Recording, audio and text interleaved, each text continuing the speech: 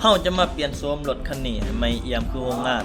ซึ่งรถคันนี้มีคุณค่ากับเจ้าของทางด้านจิตใจหลายเป็นสตอรี่ตั้งแต่ดังเดิมเพราะรถคันนี้ปี 2011 จึงมายาวนานเกือบ20ปลายปีแล้วทุกคนและมื้อนี้เฮาจะมาเปลี่ยนโฉมซึ่งเจ้าของเพิ่นว่าให้แล้วภายในก่อนสงกรานต์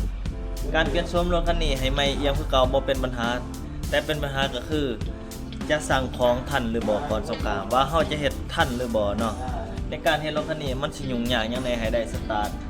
ให้ได้แล่นได้ปกติซึ่งมันติดบ่ได้ตอนนี้เราจูงมาเนาะแล้วก็บ่มีเสือบ่มีครบทุกอย่างเนาะเฮาต้องสั่งของซึ่งสงกรานต์ยังอีก4วันถ้าสั่งของได้ภายใน2วันกะว่าเฮ็ดรถคันนี้ซ้ำ2วันน่าจะจบทุกคนหรืออาจจะนานกว่านั้นจะยื้อไปต่อไปเนาะมาเบิ่งว่าเฮาเสร็จได้หรือบ่ทุกคนไป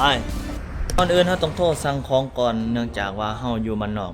ของจะบ่ค่อยมีเนาะจะมีแต่อยู่ในเมืองเฮาต้องสั่งจากในเมืองฝากมานำขนส่งเพื่อจะมาฮอดเฮาเพื่อเฮาจะได้ประกอบรถอย่างเป็นทางการเนาะหลังจากที่ว่าเฮาสั่งเครื่องในเมื่อวานนี้มาฮอดมื้อนี้ประมาณอยู่9:00 นเครื่องก็มาฮอดอย่างเป็นทางการเดี๋ยวเฮาจะมาเช็คเครื่องนำกันทุกคนเพื่อว่าเฮาจะได้เกี่ยมอุปกรณ์อย่างไหนอย่างที่มันบ่พอเนี่ยทุกคนไปมาเบิ่งนำกันเลยหลังจากที่เฮาสั่งเครื่องมาก็ประมาณ2 มื้อได้มื้อที่2ตอนเช้าประมาณอยู่9:00 นแล้วทุกคนเครื่องก็มาฮอดแล้วก็ถือว่าครบจบเรียบร้อยเดี๋ยวเฮาจะมาประกอบก่อนเนาะทุกคนก่อนแป้งเกี่ยวกับเครื่องจักรก่อนทำอิฐแล้วจังวันนี้เฮาได้เสือมาตัวนี้เนาะจะมั่งเครื่องจักรก่อนนี่ก็เสื้อ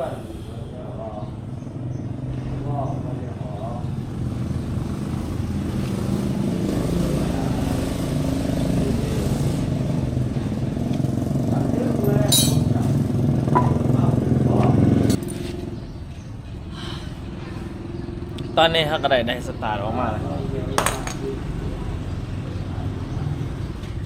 รู้สึกว่าอยากกินข้าวแห้งเลยทุกคนเลยเดี๋ยวประกอบให้แล้วครับ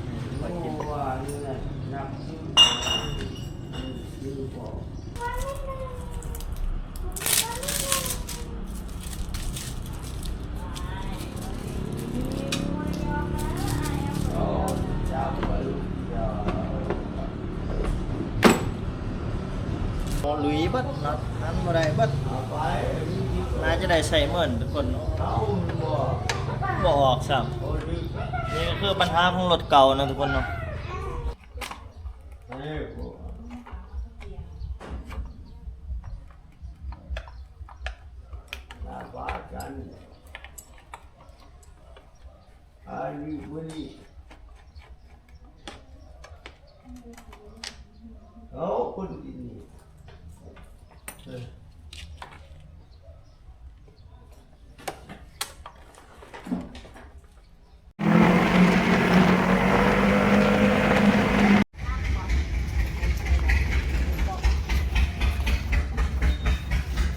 ซื้อหม้อไฟนะ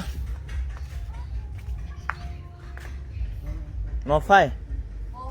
หม้อไฟรถจักรมีจักแบบ280,000บ่มี2-3แบบใช่ตัวนี้200,000วะ GS เนาะบ่ทนรถติเดี๋ยวตัวเส้นเป๋อันเดียวกันปะอันเดียวกับตัว180,000เนี่ยนี่200,000มาเนี่ยตอนนี้เขาซื้อแบตมาใหม่ถามว่าเป็นน้ำแบตก็จะโอเคเนาะถามว่าบ่เป็นน้ำแบตก็จะได้หาวิธีใหม่อีกคือกันครับทุกคนทีนี้แบตเก่ามันเนาะ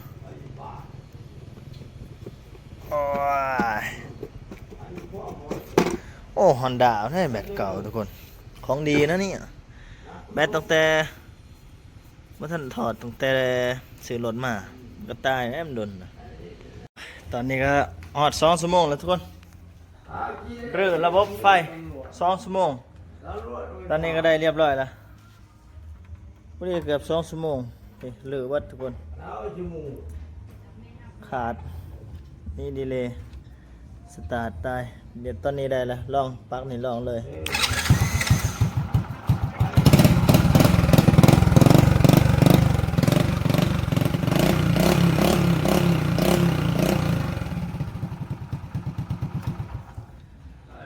ถือว่างานนี่ก็ใกล้มอแล้วทุกคนงานภายนอกสบายงานภายในถือว่ายากเนาะมันหลายขั้นตอนนี่เฮามาถึง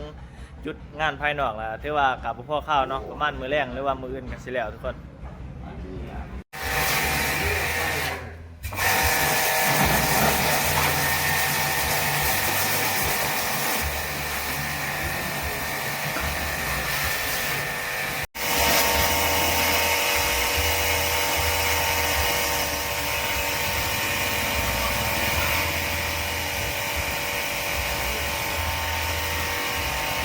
ส่วนอันนี้เขาก็จะใส่น้ำยาเนาะทุกคนนี่เป็นขาวเหลืองๆเหลืองๆนี่มาเบิ่งหัวจักรนี่ทุกคนแบบนี้เนี่ยออกยากที่สุดนี่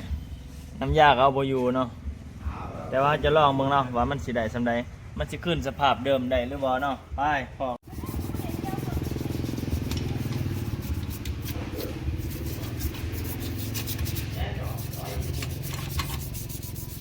ตอนนี้เราหิวข้าวแห้งแล้วทุกคนเนาะเดี๋ยวเราจะมาเช็คของก่อนจนเราจะกินข้าวเนาะมาเบิ่งเสือรถกำสิครบหมดอุปกรณ์เนาะกันว่ามันประกอบง่ายกับสิประกอบเลยเนาะเพราะว่ายังเหลือเวลาอีกมื้อนึงนี่2 มื้อกะเจ้าของบอกว่าสิมาเอาแล้วเนาะเขาก็อยากได้เงินกินตอนสงกรานต์นี่แน่ก็สิเร่งเพราะว่าค่าแห้งเขาก็บ่หลายดอกเนาะ400-500แ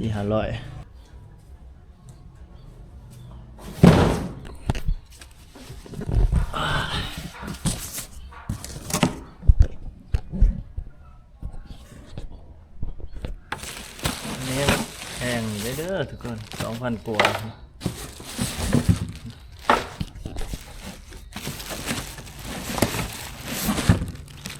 แต่บ่แม่นเสือแท้ศูนย์ Honda เนาะ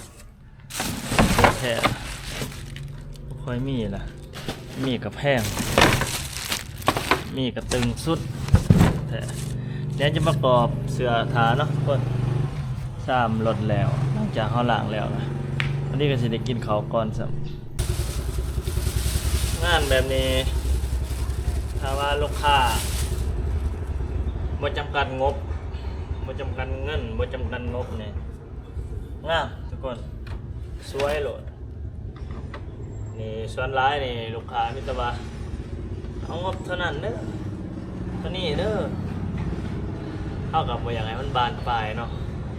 ว่าบ่แพงหลายเด้อ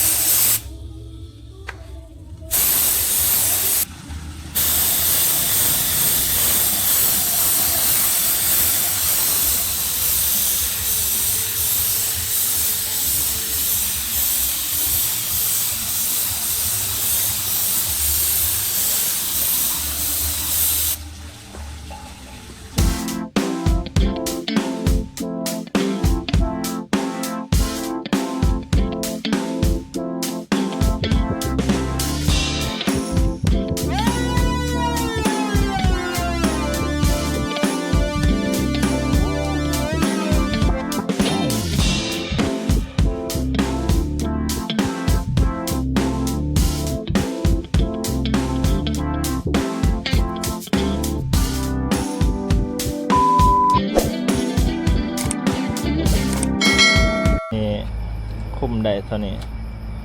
ประมาณอยู่18:30 นแล้วพอดีเนาะโอเคได้ไปประมาณอยู่70%